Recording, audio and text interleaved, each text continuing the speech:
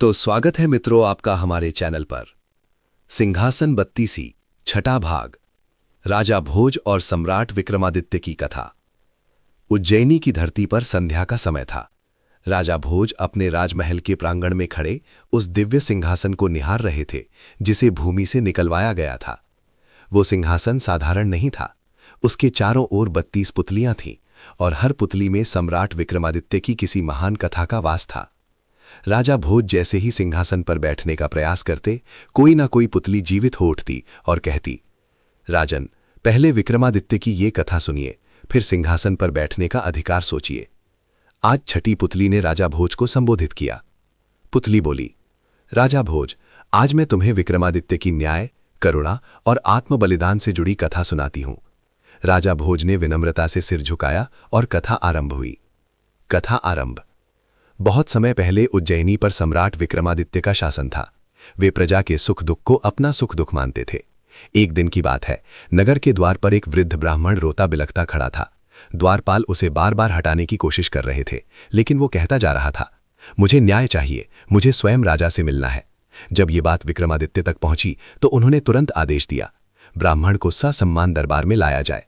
ब्राह्मण दरबार में आया और बोला, महाराज, मेरे इकलौते पुत्र की मृत्यु हो गई है। उसका हत्यारा कोई और नहीं बल्कि आपका ही पुत्र है। पूरा दरबार सन्न रह गया। राजकुमार पर ऐसा आरोप, मंत्री और सेनापति घबरा गए।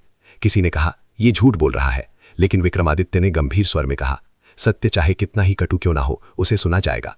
उन्होंने पूरी घटना सुनी, जांच करवाई गई और अंत में सत्य सामने आया।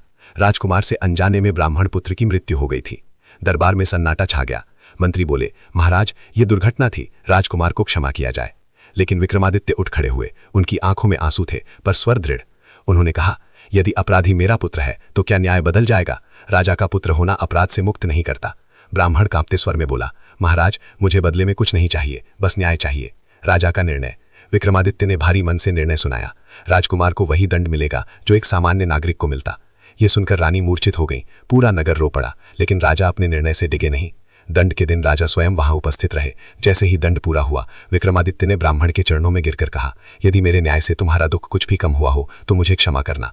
ब्राह्मण की आंखों से आंसू बहने लगे। वो बोला, महाराज, आज आपने सिद्ध कर दिया कि आप केवल राजा नहीं, धर्म के सच्चे रक्षक हैं। कथा का उपसंहार। पुतली ने राजा भोज से कहा, बताओ भोजराज, क्या तुम ऐसा न्याय कर सकते हो? क्या तुम अपने पुत्र को भी धर्म के लिए बलिदान कर सकते हो? राजा भोज निश्शब्द रह गए। उनका सिर झुक गया। वे बोले, नहीं देवी, ऐसा साहस मुझ में नहीं है। पुतली मुस्कुराई और बोली, जब तक राजा में विक्रमादित्य जैसा त्याग, न्याय और सत्य के प्रति अडिग भाव न हो, तब तक ये सिंहासन उसका नहीं हो सकता। इतना कहकर पुतली फिर से निष्क्रिय हो गई। राजा भोज सिंहासन से पीछे हट गए और उनके मन में सम्राट विक्रमादित्य के प्रति श्रद्धा और भी गहरी हो गई। कहानी अच्छी लगी हो तो चैनल को सब्सक्राइब जरूर करें। धन्यवाद मित्रों।